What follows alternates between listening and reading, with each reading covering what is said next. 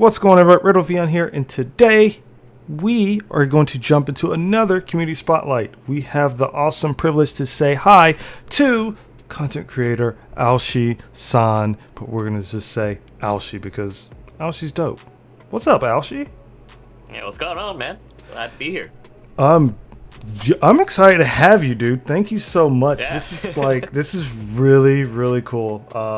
I don't know if people are familiar with you or your content, but hopefully those who are not will learn a little bit more about you after this. So, I have a couple of questions for you, of course, and we're just going to have fun, just chill and relax. So, my first question is kind of broad, but what got you into Gundam, the franchise itself? The franchise, okay. Well, that story takes a turn into my early childhood. Oh. Basically, I've been into Gundam ever since I was little. To be very, very specific, as a young, I don't know how young, but we'll say maybe 8 years old or something at the time. During the days of VHS and Laserdisc, my very first Gundam was 0080. Yes. So I had about maybe exposure to all the old school 0080 kits as a kid before they rolled out, what we now know as the HG, RG, and everything else under the sun. Mm-hmm. So I had that as part of my childhood. I even had the first line of early Gonso SD Gundams from like the 80s, which they don't make anymore, and they're not as articulate as what you see with the SD models nowadays.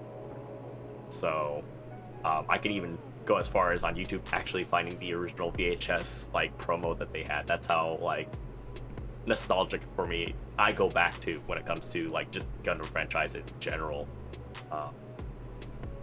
But yeah, it started as a very early age. That's really, really cool. And I love hearing that because I feel as if, there's people who've joined the Gundam fandom recently and some people have been with it longer, and such as yourself, their entire life. Which, in the same vein, I discovered Gundam mostly around the age where VHSs were the thing, because I would try to record anime that'll come on TV. But I think it was a flea market. I actually got like a bootleg Gundam VHS, and I was like, dude, what? This is the coolest thing ever. And I would just sit there and watch it, and I was like, dude, Gundam is awesome. Like, it's dope. Oh, so high school was a lot of fun too, because we had Cartoon Network, Endless Waltz, the whole, even the original series, especially with the probably one of the best English dubs for Cartoon Network to date. Yeah. For the original Gundam. And it's really, really cool, and I like how a lot of people could also relate to the days of Cartoon Network's Toonami, which was dope. It was absolutely. really dope. That's old school Tom. Bruh, shout outs to Tom, old school Tom. Yeah. All right, cool. So that's pretty fun to hear. So of course, people want to, what's his content? What's he does? So I know you do various games, or whatever, but specifically for Gundam Battle Operation 2, what exactly got you into the game? So surprisingly enough, I've always been a fan of Gundam games in general, just because of my background. So ever since we got, like, say, I think we had Journey to Jump Burrow, we had Encounters in Space for the PS2. Never Ending Tomorrow was kind of a weird port, but I'll leave it at that. We didn't really have anything major that came out since then, aside from maybe like Gundam Breaker 3, but this is kind of like a span of maybe like 10, 15 years or so. Yeah. My time's a little skewed here, so forgive me on this. All good. But getting into, directly to the question, what got me into GBO2, or Gundam Battle Operation 2, prior to that, I heard about, Operation Troy and everything on the Xbox, and didn't know how to get into that because I didn't have one or have online access. The thing that really got me curious how to get into it was the actual Gamatsu article that they released, an English patch for GBO2. So I don't recall the actual specific article, but it goes into depth about how Bandai Namco released an English patch for the JP client, and then they didn't directly show you how to do it, but basically you had to make a Japanese PlayStation account to play this game, and that's how you would be able to play this on your console. And the nice thing about having that sort of exclusivity that Sony had and still kind of has nowadays is the fact that you can play Japanese games, out of region games, compared to any other platform out there right now. You kind of have to go out of your way to do certain things. I know there's emulators out there which are kind of a gray area that, some people hate it, some people like it, in terms of preservation of like the gaming history of the world, essentially. But if you are anywhere remotely a Gundam fan, you're gonna make your way to somehow make this work for you, and that's basically what I did. In short. It wasn't easy, but I made it work. Same goes for a lot of the Singapore stuff too, because Genesis was also a headache. Yeah, it's funny because around those times when Troy came out, I managed to make a Japanese account for Xbox, but because I was still connected to like the West, the United States, I still couldn't play stuff, right? So when PlayStation, was it PlayStation 2? It was PlayStation 2. Geesh. Where you remember there was it called, like, not Disc Doctor, but it was like Mr. Magic or something. Disc swaps, yeah. I had to do that for Initial D. Yes, I had to do that for Initial D. Oh man, So that's my involvement with Bandai even further. So I basically, well, it was Namco still at the time, or actually no, that was Sega. Sorry, but then once I got converted over to Maximum Tune, it was done. Yeah, that's awesome. So like that's funny because I used to buy like Japanese import games and play them, and I got Gundam, Mobile Suit Gundam versus Zaf versus Federation, and I loved that game. Oh my gosh! Yeah, and so Federation versus Xeon. Yeah, and that spawned my love for the Versus series, playing it and stuff like that. So like I love hearing how far back you go and how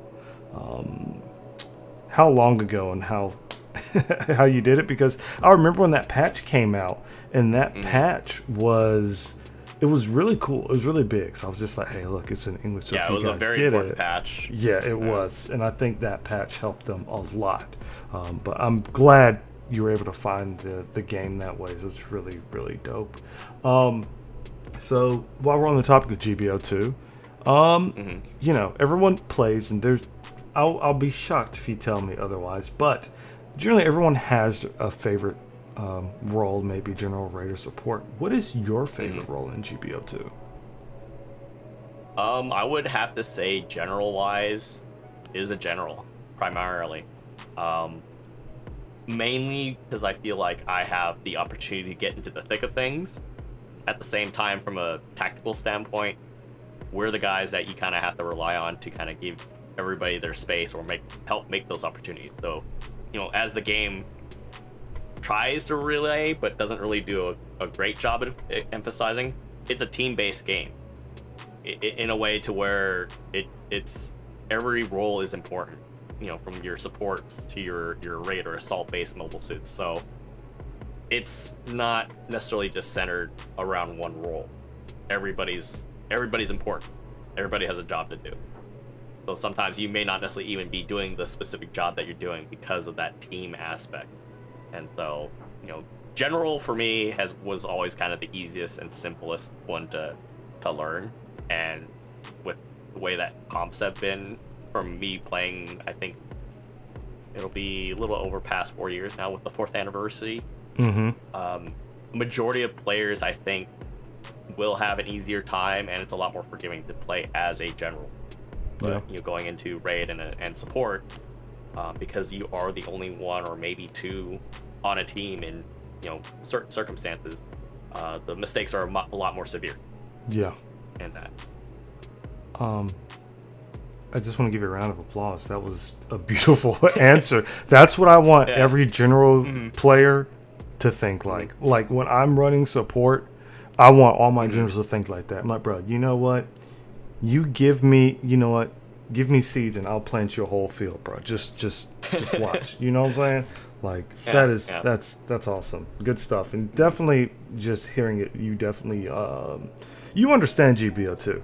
I will say that I would vouch for you being a solid player.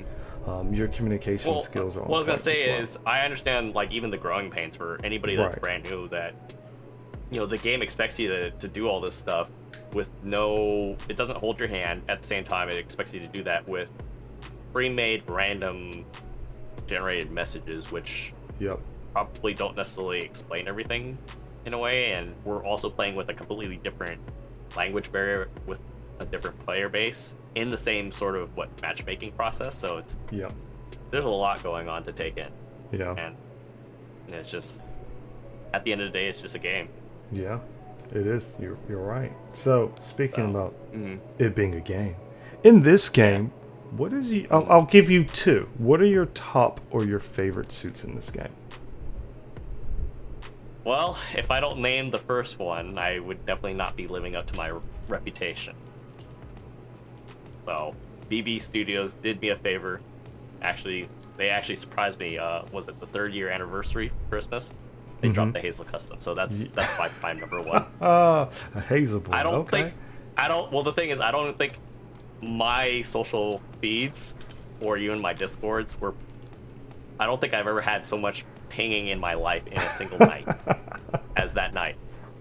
That's how big of a deal that I've been like that I make it because even from the minute that I started playing GBO to where we're at right now, prior to I think was this 2021, 2020, 2021, I was tweeting BB Studios, Bandai practically almost weekly, probably almost daily.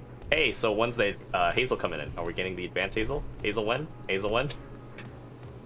Please? You guys can make it. You guys gave me the quell already. Oh gosh. So you have to kind of attribute my persistence and annoyance probably That's to fair. some of the people. That's why That's fair. I kind of laugh at it. It's kind of a running gag. But, that's probably myself among, various community members in GBO2. Essentially, that's probably the reason why they put it on there. Yeah, that's that's funny. The Hazel. And what about your second choice? Yeah. Second choice. Well, this is a tough one because for the longest time I really loved the Alex Mm-hmm.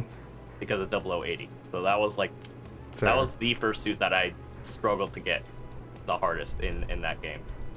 But then like it's weird because it's like tied with the Mark II and the Blue Destiny Unit 3. That's fair. So it's pretty rough because it's just they're kind of similar-esque, not necessarily in terms of design, but it's just they're generals. Yeah. So they're kind of like the all-rounder role in like Battle Alliance where they can kind of do a little bit of everything. But yeah, I would have to say easily by the Alex just because it ties into the Hazel even more.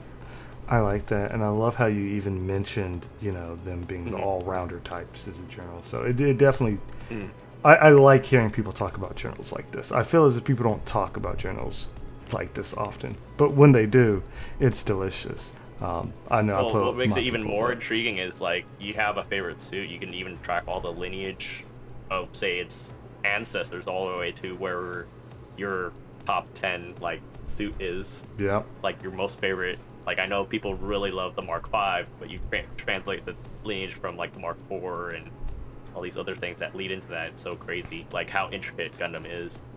And it's the same thing with like the whole Hazel platform. It's basically the bridge gap between the Alex to the Mark II. Yeah. So I have another question for you. We're gonna move over just a little bit. So Okay. not necessarily. It can be whatever, but what is Okay. your favorite mobile suit? Maybe a Gundam or not Gundam, or even a mobile armor. What's your top? I'll give you two. What's your top two? That's a rough one just Yeah, because it's hard. It's hard. just because well, I mean, are we sticking just to UC cuz No, that makes it whatever, even whatever, harder too, so. whatever Gundam series in the franchise. I mean, to be fair, I do have to like probably the Psycho Gundam, just because it's Oh, just humongous. Like nice. like all the early 80 renders look kind of, well, 80s-ish, but like if you look at the more recent like redones by like Hajime Kotoki or some of the other mechanical illustrators out there, they get really intricate with that. So that's kind of cool because you can take a classic design and not make it look so aged. Yeah. There's certain suits that do well with that, and some don't, unfortunately. Which at the same time don't really translate into GBO2 very well because I'm looking at you, early Gyogoog. Sorry.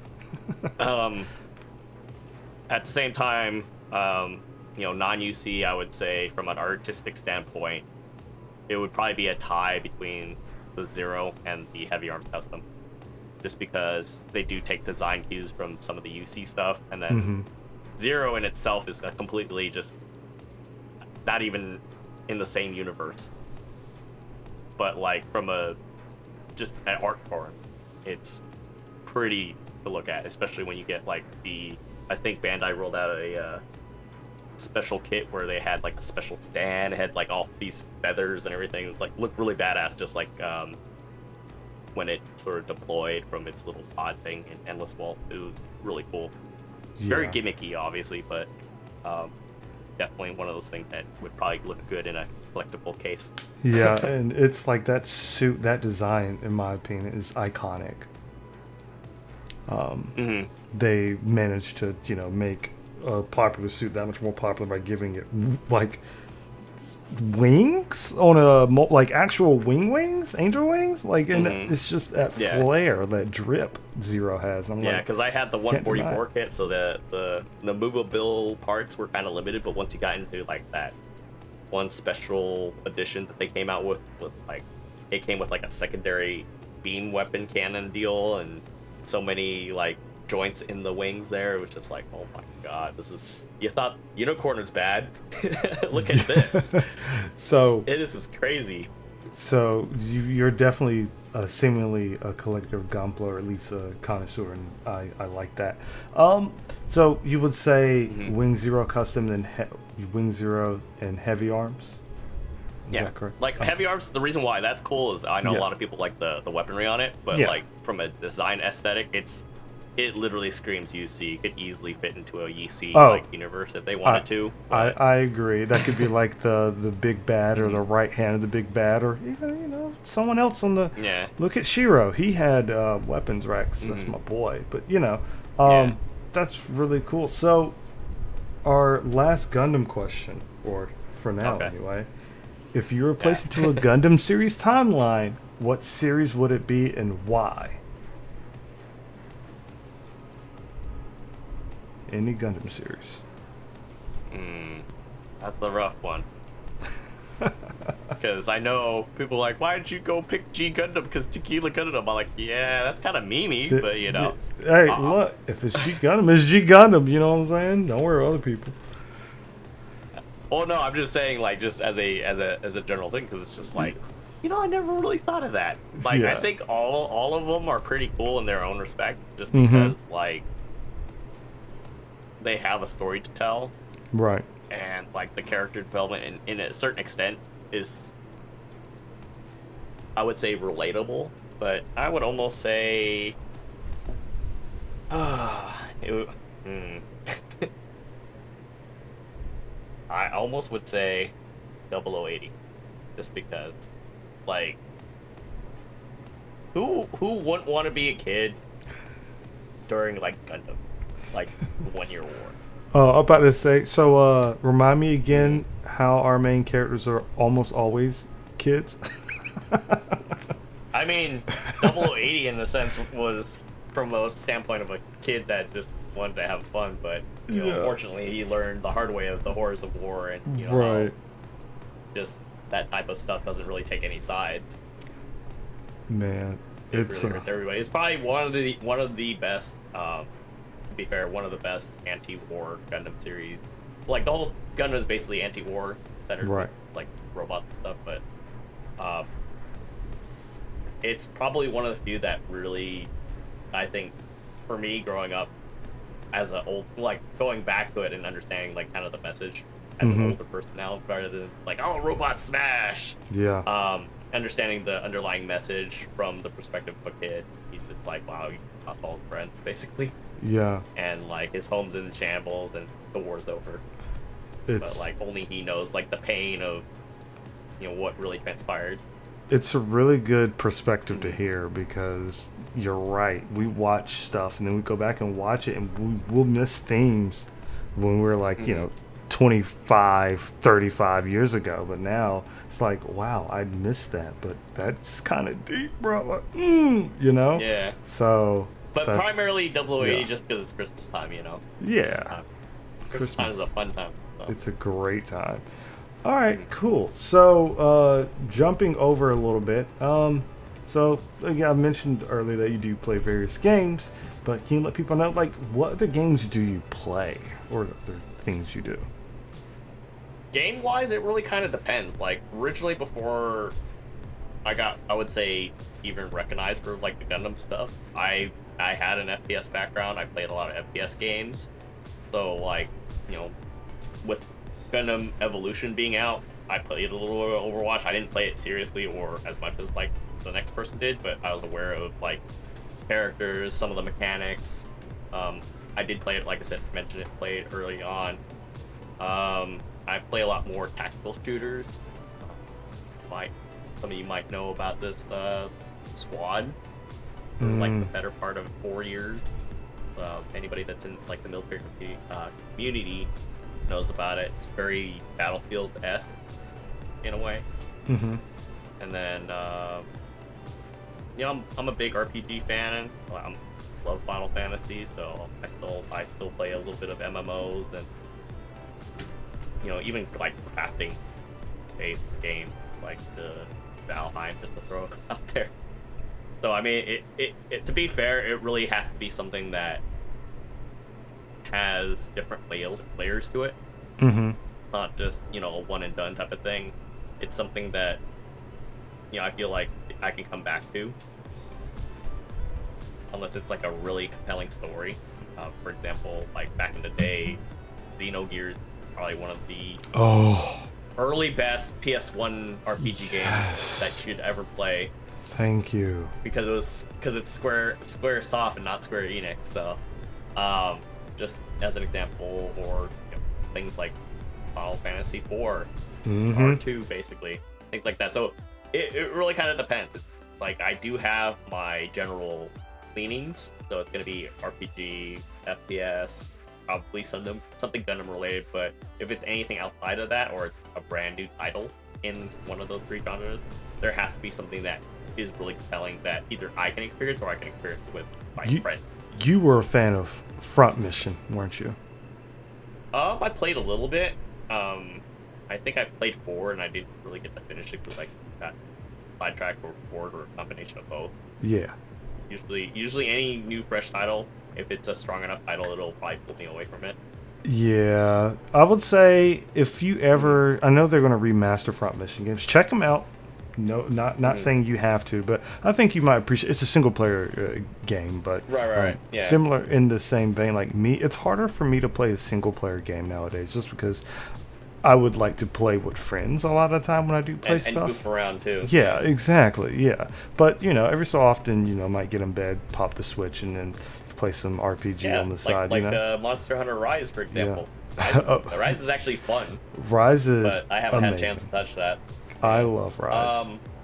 I was gonna say, just to kind of interject on that topic. So, hear anything about the new Armored Core supposedly that's rumored? I would very much appreciate that. I spent a lot of time in 4A clan matches. Oh wow! So like, yeah, it was really fun. I just had the single player experience, but my first experience with AC was Masters of Arena. Yes, and then man. I went backwards. Oh, yeah. So it's funny because I'll never forget the first Armored Core. It was 2 discs. You had like the main disc and then the Arena disc. I played the demo on when PlayStation had their little demo thing. I was like, oh, I'll play this. Cool. Okay, aced it. That's it. Yep. Oh, I love Armored Core. I could talk about that, but we need like 2 hours at least to jump into that because Armored Core is dope.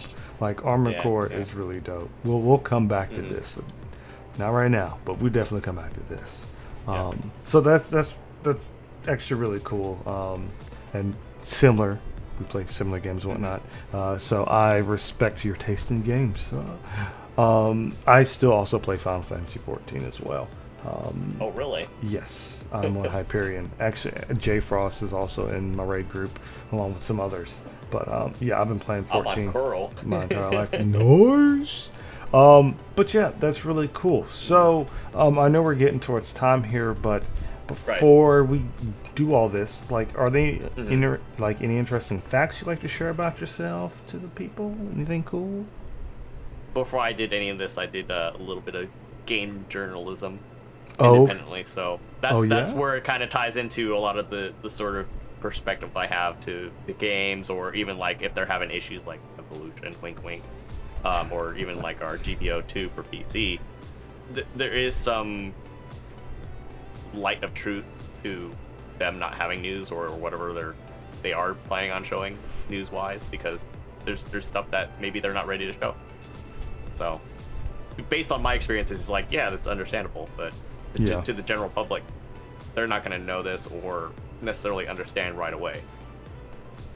Right. So that's a very interesting. So like for me, it's easier to kind of like sift through and kind of like, oh, okay, that makes sense. But yeah. So that's actually really, really cool. I'm not going to dig into that, but I do like the idea that you. How can I say it? Talking with you and listening to you articulate a lot of your thoughts definitely show that thought process, which clearly isn't an everyday thing. So thank you for sharing that. That's actually really, really cool. So do you have any questions for me before I wrap things up?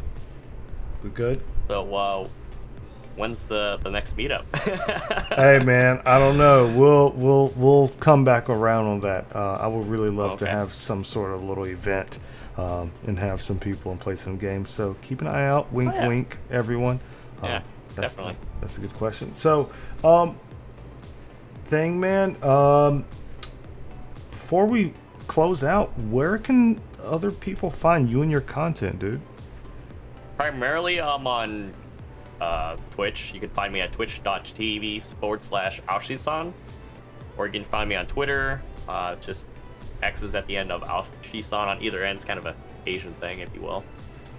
Back in like late 90s, people would do X's at the end of their names, 'cause I guess it was cool. Kind of a, throwback to that, maybe. You can also find me on Instagram under the same name, Aoshisan.